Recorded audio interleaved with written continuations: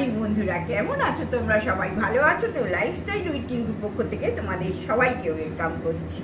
আমার অবস্থা দেখেছো, একদম বসে পড়েছি চিড়ের পোলাও নিয়ে। আর তৃষা আমার একদম বাচ্চা মেয়ে, সে এসে আমাকে একটু রান্না বান্নায় হেল্প করছে। সেই জন্য আর এখন কিন্তু বসে বসে নিজেকে একটা কেমন কেমন লাগছে জানো। কোনোদিন তো বসে খাইনি, সবসময় হাত পুড়িয়েই খেয়েছি। তা নিজেকে একটা যেন স্পেশাল ফিলও হচ্ছে, আবার দুঃখও হচ্ছে। অনেক কিছু আমার মধ্যে এখন চলেছে জীবনে জানো। একদম তেল ছাড়া নানান রকম সবজি দিয়ে আমাকে একটু চিড়ের, আমাকে খেতে বলেছে হসপিটাল থেকে, একটু চিড়ের পোলাও করে দিয়েছে। তা আমি এটা খাচ্ছি। আর এটা চেয়ারটা দাদা টেনে টেনে এনে বলেছে তুমি ওকে দেখিয়ে দাও, তো নতুন, ও জানে না আমার সংসারে কোথায় কি আছে না আছে। ওকে একটু এখানে বসে বসে দেখিয়ে দিচ্ছি আর গল্পও করছি। গল্প করতে তো জানো আমি ভীষণ ভালোবাসি। গল্প করার মানুষ পেলে আমার আর জীবনে কিছু চাই না, এটা তোমরা সবাই জানো। কি বলতো, এই যে ও করছে 4 দিন বোধহয় ও আসেনি, একটু কোনো রকমে তোমরা দেখেছো ভিডিওতে, আমি কোনো রকমে হাত ফাত নেড়ে একটু করার চেষ্টা করেছি। সব জোগাড়টাই দাদা সম্বর, ডাল, ইডলি, হ্যাঁ যেগুলো আমার পক্ষে পসিবল, তোমরা দেখেছো সেটা। যাই হোক, তোমাদের এই যে এত কমেন্ট করছো, এত ভালোবাসা দিচ্ছ, বিশ্বাস করো বন্ধুরা আমি পুরো আপ্লুত। তবে একটা কথা বলবো, আমি যেহেতু 12-14 দিন ভিডিওটা দিতে পারিনি, আমি হসপিটালাইজ ছিলাম। কি হয়েছে বলো তো, আমার চ্যানেলটা না খুব ক্ষতি হয়ে গেছে। মানে এখন কি বলবো তোমাদের, বললে তোমরা বলবে বৌদি এইরকম বলছো, মানে মনিটাইজেশন অনও করতে দিচ্ছে না, কোনো হেল্প পাচ্ছি না অ্যাকচুয়ালি। আমি ইউটিউব থেকে কোনোদিনই আমরা কোনো হেল্প পাইনি। জাস্ট একটা রিদমে ওরা ফেলে দেয় যে এই এই এই এই করতে হবে। তা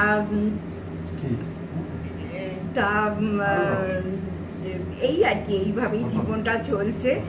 আমাকে তৃষা এসে একদম সুন্দর করে তেল ছাড়া নুন ছাড়া একদম চিড়ের পোলাও করে দিয়েছে। আমি বসে বসে খেতে আরম্ভ করে দিয়েছি। আর তোমাদের সঙ্গে আমার ছোট্ট মেয়েটি তৃষাকে একটু পরিচয় করি তো, ওরও কিন্তু ফেসবুকের চ্যানেল আছে, দারুণ নাচে। আর ও পার্লারে যেহেতু কাজ করতো, হ্যাঁ, ও কিন্তু দারুণ সাজায়, নিজেও দারুণ সাজতে ভালোবাসে। আর আমি তাই বলছি, আর তোমরা যারা হাওড়া স্থানীয় তারা ওর সঙ্গে কন্ট্যাক্ট করে নিতে পারো, তোমরা যদি চাও আমরা ওর নাম্বার দিয়ে দেবো। একদম, ও দারুণ কিন্তু সাজায়, আর আমি তো সাজতে ভীষণ ভালোবাসি, সেটা তোমরা জানো। এই যে হসপিটালে থেকে আমার তো সব নখগুলোকে ওরা হসপিটাল থেকে কেটে দিয়েছিল, আমার দুঃখের শেষ নেই। মেয়ে যাবার দিন সকালবেলা ল্যাকমির নেল পলিশ কিনে তারপরে আমাকে পরিয়ে ঠরিয়ে দিয়ে গেছে। বলছে তোমার মনে শান্তি হবে, না হলে তুমি পাগল হয়ে যাবে। আর 100 বার বলছি আমার নখ কেটে দিয়েছে।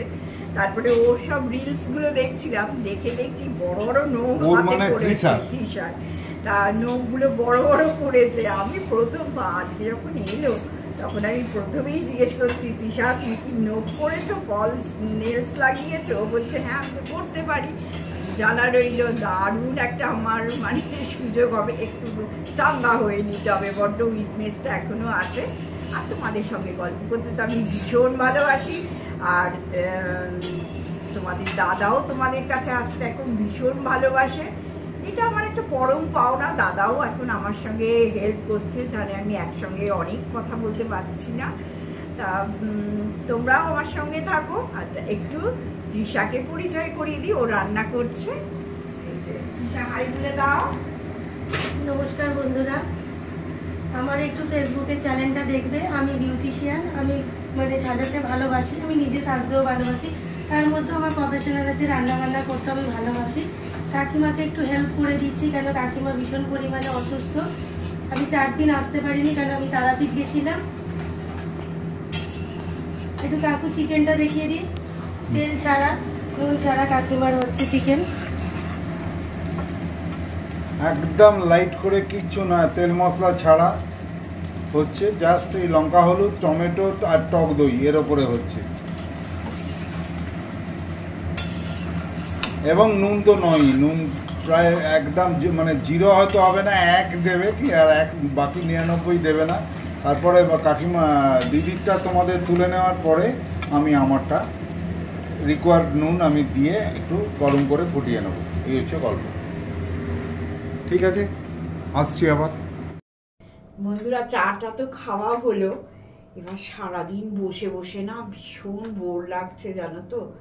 তাই এইটা দাদার থেকে জোর করেই চেয়ে নিয়েছি যে আমি সন্ধেটা আমি দেখাবো, আর সকালবেলা তুমি পুজোটা করো। আর কি হয় বলো তো, ঠাকুর ঘরে যদি আমি ঢুকি না, মানে প্রত্যেকটা অ্যাঙ্গেল থেকে আমি পরিষ্কার করে তারপরে সন্ধে দিই। আর দাদা তো অত পারছে না, মানে সব দিক ওপর নিচ, আর আমার তো ওপরে ওঠা একদম বারণ। আমি তো মানে ওপরটা যেতেই পারছি না জানো, এত অসুবিধে হচ্ছে আমার ওপরে সব জিনিসপত্র। আর দাদাকে বললে দাদা যেগুলো নিজের মনে হচ্ছে সেগুলো এনে দিচ্ছে, কিন্তু যেগুলো নিজের মনে হচ্ছে না কিছুতেই এনে দিচ্ছে না। তা আমার না একটু অসুবিধা হচ্ছে, দূর বসে বসে আর না পারা যাচ্ছে না এইভাবে। তা আমি সন্ধেটা দিলে দারুণ একদম মানে টপ টু বটম সমস্ত কিছু পরিষ্কার করে তারপরে আমি সন্ধেটা দেবো। আর দেখছো আমার মা লক্ষ্মী, সরস্বতী, গোপাল পুরো গাছে রজনীগন্ধা এই গন্ধরাজে পুরো একদম সাজানো। আরো যতদিন যাবে হ্যাঁ এই গন্ধরাজটা ভালোই হবে মনে হচ্ছে। আবার আমি যদি সুস্থ থাকি ফুল সাজাবার দিন আসছে। আমার যারা পুরনো ভিউয়ার তারা তোমরা জানো আমি প্রত্যেক দিন সকালে পজিটিভিটি মেনটেন করার জন্য আমি ফুল প্রত্যেক দিন সাজাই। তাই এইভাবেই বেশ আমি দাদা থেকে কাজটা চেয়ে নিয়েছি।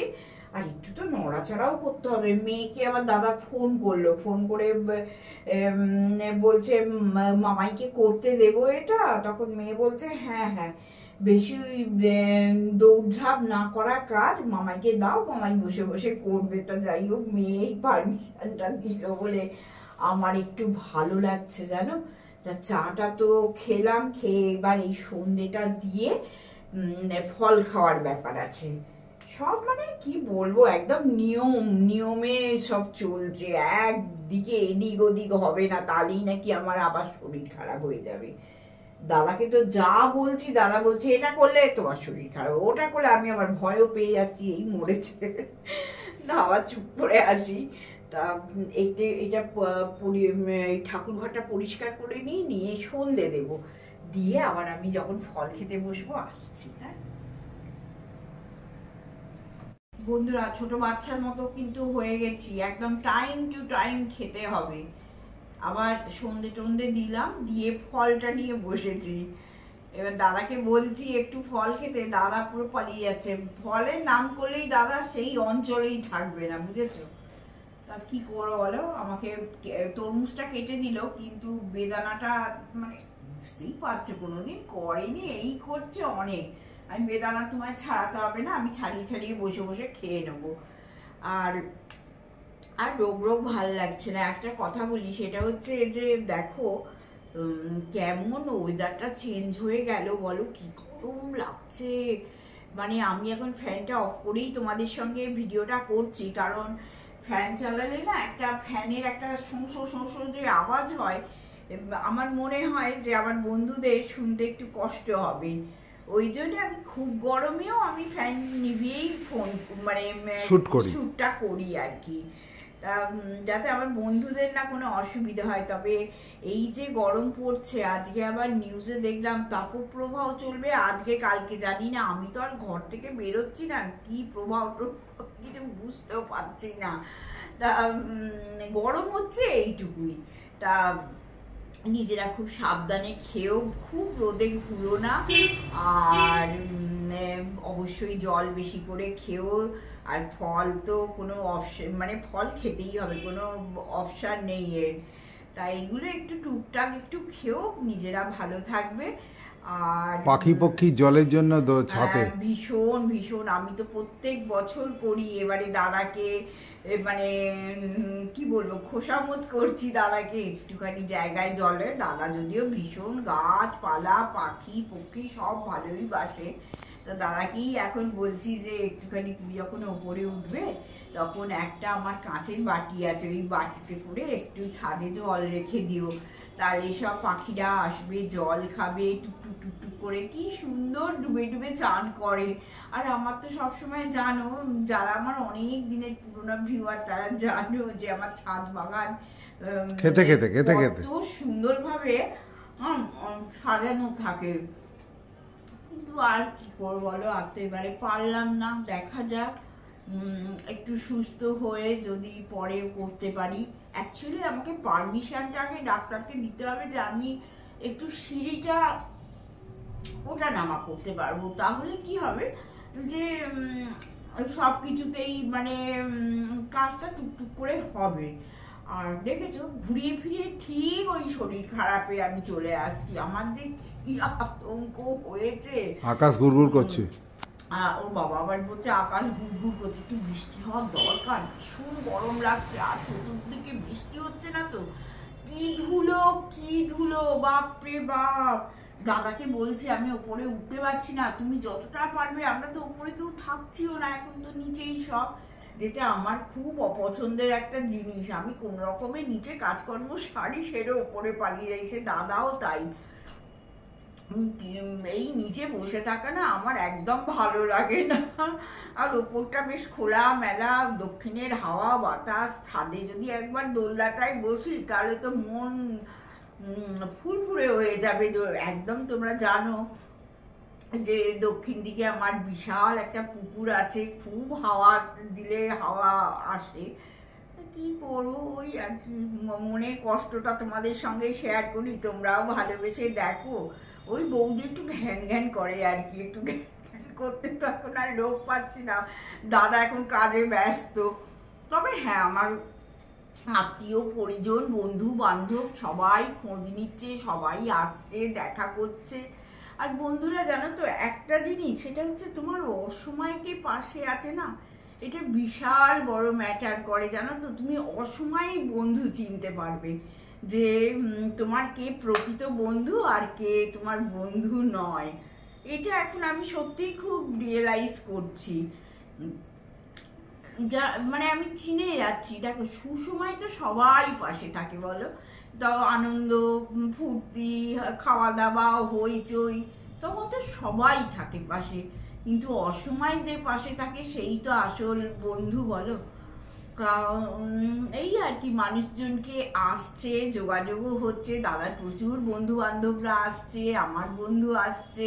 তবে একটা জিনিস কি বলতো, ক্যামেরায় তো আসতে অনেকেই চায় না। যেমন কালকে আমার বন্ধু, ওর অসুবিধে নেই, ও ক্যামেরায় আসতে রাজি আছে, তা যার জন্য দেখালাম। এই করেই আর কি এই সময়টা কাটছে। চলো, শুভ সন্ধ্যা বন্ধুরা, আবার বৌদির পাশে চলে এলাম, কারণ আজকে আমার দায়িত্ব। আমার সব দিয়ে তুমি কি খাবে? আমার খাওয়ার দরকার নেই। তো আমার ওপর দায়িত্ব যে আজকে ভিডিওটা শেষ করার।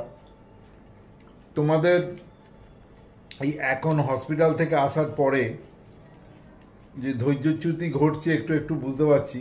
এই একঘেয়ে টপিক আর একঘেয়ে আলোচনা, যদিও তোমরা অনেকেই বলো, নাম করছি না, অনেকেই আমার সঙ্গে বোন সম্পর্ক, তোমরা বলো যে বৌদি সামনে থাকলেই নাকি তোমরা খুশি, খুব ভালো।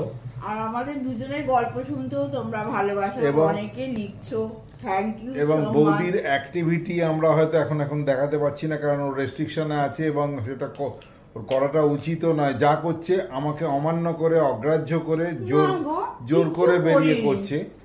তো এটা যত কম করবে তত আমাদের এই বসু পরিবারের জন্য অনেকটা মঙ্গলদায়ক। দাদা সবসময় কি ভাবছে বলতো, যে আমি বোধহয় ওকে মানে অবজ্ঞা করে এটা ওটা টুকটাক একটু কাজ করছি, সেই জন্য ওকে আমি চোখে রাখি।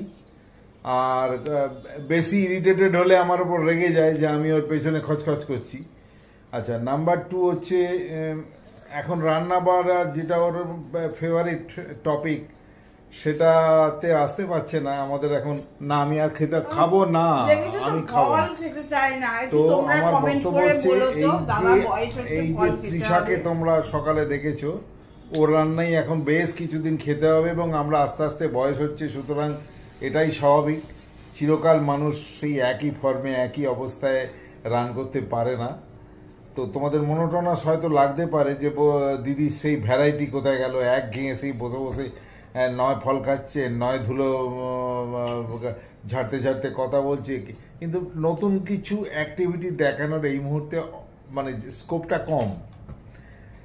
যাক, আমরা বিরাট করে প্রলম্বিত করব না, এটুকু যেন যে আমরা আন্তরিকভাবে চাই যে তোমাদের সামনে আমাদের কিছু একটা উপস্থাপনা করতে, যেটা থেকে যে ডাক্তার দেখাবার আছে ওখানে গিয়ে একটু দেখাই উনি কি বলেন, কি কেমন ভাবে কি কাজের ক্ষেত্রে পারমিশন দেন, খাওয়া দাওয়ার ক্ষেত্রে ওটা মোটামুটি ফার্স্ট উইক অফ এপ্রিল। ওইটা দেখিয়ে আসি, তারপরে তো টুকটাক সবই করব।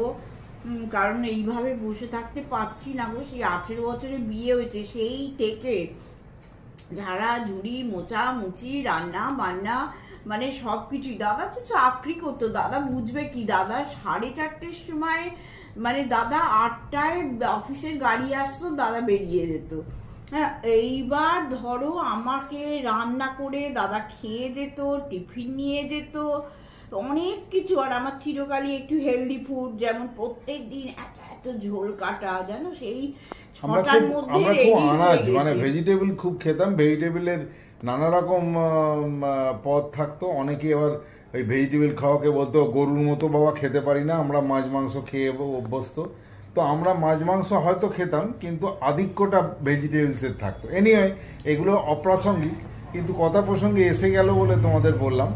আর প্রলম্বিত করছি না, মোটামুটি তোমরা এই একটু বোর হচ্ছে বুঝতে পারছি, কারণ ক্রমাগত ভিউ কমছে দেখে আমি ভাবছি যা বাবা, এই 600-700 লোক দেখছিল, হঠাৎ সেটা কমে 170-80 হয়ে গেল কি করে। তো যাই হোক, তারা হয়তো সময় পাচ্ছ না। তো অনুরোধ, আমাদের পাশে থেকো, সঙ্গে থেকো। যাই হোক, একটু দাদা বৌদির পাশে থেকো। হ্যাঁ, একটু সুস্থ হয়নি, আবার ফুল ফর্মে আমি ভিডিও দেওয়ার চেষ্টা করব। আর দিতেও তো হয় বলো, আমি যদি ইউটিউবে থাকি আমাকে তো করতেই হবে। মাটির গন্ধ উঠেছে, মনে হচ্ছে বৃষ্টি এলো। হ্যাঁ, মনে হচ্ছে একটু আওয়াজও পাচ্ছি। আর যদি ইউটিউব থেকে বিদায় আমায় নিতে হয় তাহলে তো হয়েই গেল। জানি না, তোমাদের সাপোর্ট আমার ভীষণ দরকার, সঙ্গে থেকো বন্ধুরা। মোহাম্মদ রফির ভার্সনে বলি, এবার তাহলে আমি যাই, সুখে থাকো ভালো থাকো। তো আজকের জন্য শেষ করলাম। তোমাদের সকলকার জন্য শুভেচ্ছা, শুভকামনা এবং ভালোবাসা রইল অফুরন্ত। লাইফস্টাইল উইথ টিঙ্কুর পরিবারের প্রত্যেককে নিয়ে আমরা গর্বিত। তারা যেভাবে আমাদের পাশে রয়েছে বৌদির এই অসুস্থতার জন্য, তার জন্য আমরা কৃতজ্ঞ। ভালো থেকো সবাই, tata, take care and bye, good night.